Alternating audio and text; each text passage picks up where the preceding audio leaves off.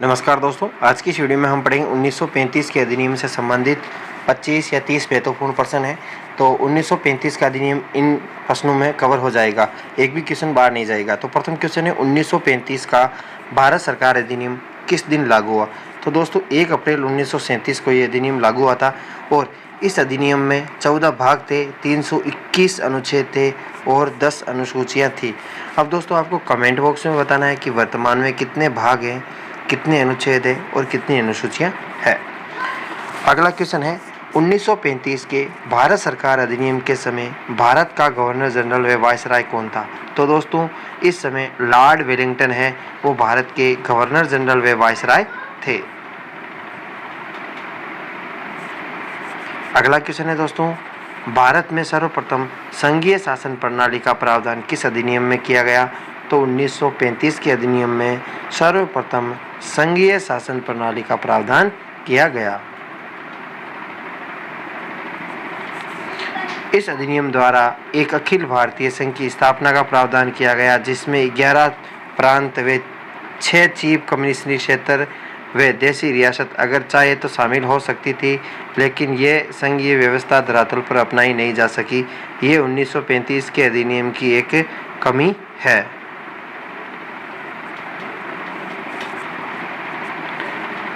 शक्ति विभाजन की वर्तमान व्यवस्था सर्वप्रथम किस अधिनियम में मिलती है। तो जो सूचियाँ हैं, संघ सूची, समवर्ती सूची और राज्य सूची जो भी चल रही है, वो इसी संविधान यानी इसी अधिनियम की देन है।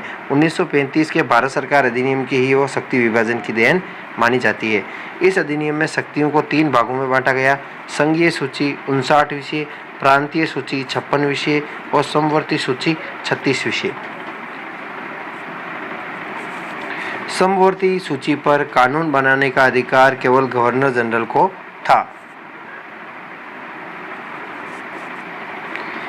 किस शासन अधिनियम द्वारा प्रांतों में उत्तरदायी शासन स्थापित किया गया। तो प्रांतों में पहली बार उत्तरदायी शासन 1935 के भारत सरकार अधिनियम के तहत किया गया।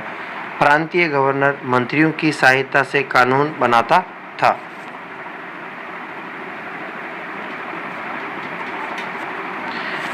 अगला है किस अधिनियम द्वारा भारत में संघीय न्यायालय स्थापित किया गया।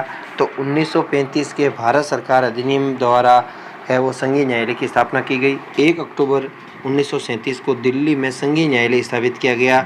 इसमें एक मुख्य न्यायाधीश व 6 अन्य न्यायाधीश होते थे। इनके विरुद्ध अपील लंदन में स्थित प्रिवी काउंसिल में की जा सकती थी, यानी इस न्यायालय के विरुद्ध जो भी अपील की जाती थी वो लंदन में की जा सकती थी, जो भारतीयों के लिए असंभव था। 1937 में स्थापित संघीय न्यायालय के मुख्य न्यायाधीश कौन थे। तो मॉरिस गवेर है, वो संघीय न्यायालय के मुख्य न्यायाधीश थे और इसमें 2 भारतीय न्यायाधीश भी थे, जिसमें M.J. सुल्तान व M.R. जैकब भी शामिल थे।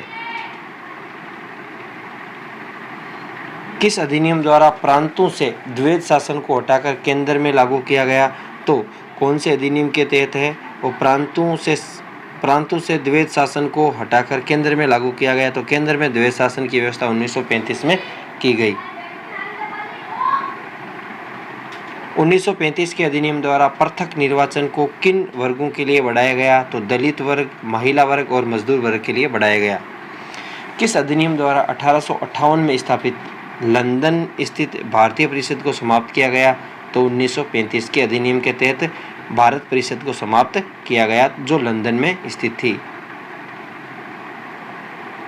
किस अधिनियम द्वारा बर्मा को भारत से अलग कर दिया गया तथा उड़ीसा व सिंध प्रांत बनाए गए। 1935 के अधिनियम के तहत बर्मा को भारत से अलग किया गया व उड़ीसा व सिंध नए प्रांत बनाए गए।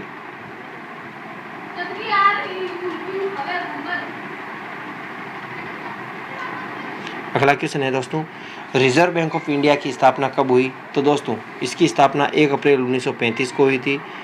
किस अधिनियम द्वारा प्रांतों में द्विसदनात्मक विधायिका स्थापित की गई। 1935 के अधिनियम द्वारा। अब RBI के बारे में पढ़ लेते हैं दोस्तों। RBI की स्थापना हिल्टन यंग समिति की सिफारिश पर की गई थी। प्रथम गवर्नर ओसबर्न स्मिथ थे और प्रथम भारतीय गवर्नर CD देशमुख थे।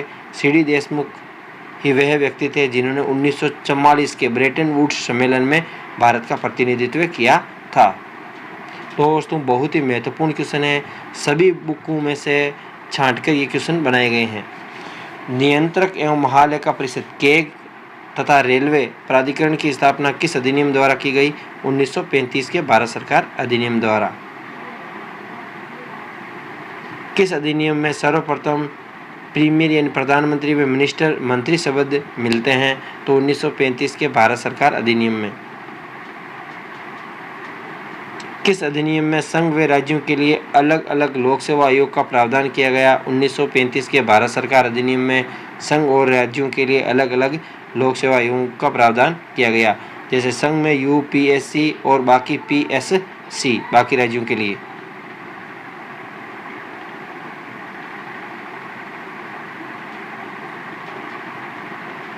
अगला क्वेश्चन है, जवाहरलाल नेहरू ने किस अधिनियम को दास्ता का घोषणा पत्र तथा ऐसी गाड़ी जो इंजन रहित व अनेक ब्रेक वाली हो बताया? तो 1935 के अधिनियम के बारे में जवाहरलाल नेहरू का ये कथन है। एटली ने इसे अविश्वास का प्रतीक व राजगोपालाचारी ने द्वैध शासन से भी बुरा शासन बताया 1935 के अधिनियम को। भारत के संविधान का कितना भाग 1935 के अधिनियम में लिया गया? 2/3 भाग है वो 1935 के अधिनियम से लिया गया है। 1935 का भारत सरकार अधिनियम कब तक लागू रहा? 14 अगस्त 1947 तक लागू रहा।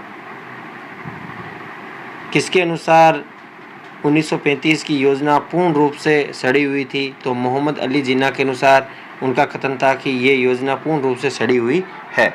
अब दोस्तों 1935 के अधिनियम की कुछ विशेषताएं हैं जो सीधे सीधे मैं आपको बताता हूं। तो उसमें अखिल भारतीय संघ की स्थापना का प्रस्ताव था, प्रांतीय संविधाता इसी की विशेषता थी, और केंद्र में द्वैध शासन प्रणाली इसी की स्थापना करना, शक्तियों का विभाजन आपको बता दिया दोस्तों, और भारत परिषद की समाप्ति की गई। लंदन में जो भारत परिषद की स्थापना की गई थी उसकी समाप्ति कर दी गई।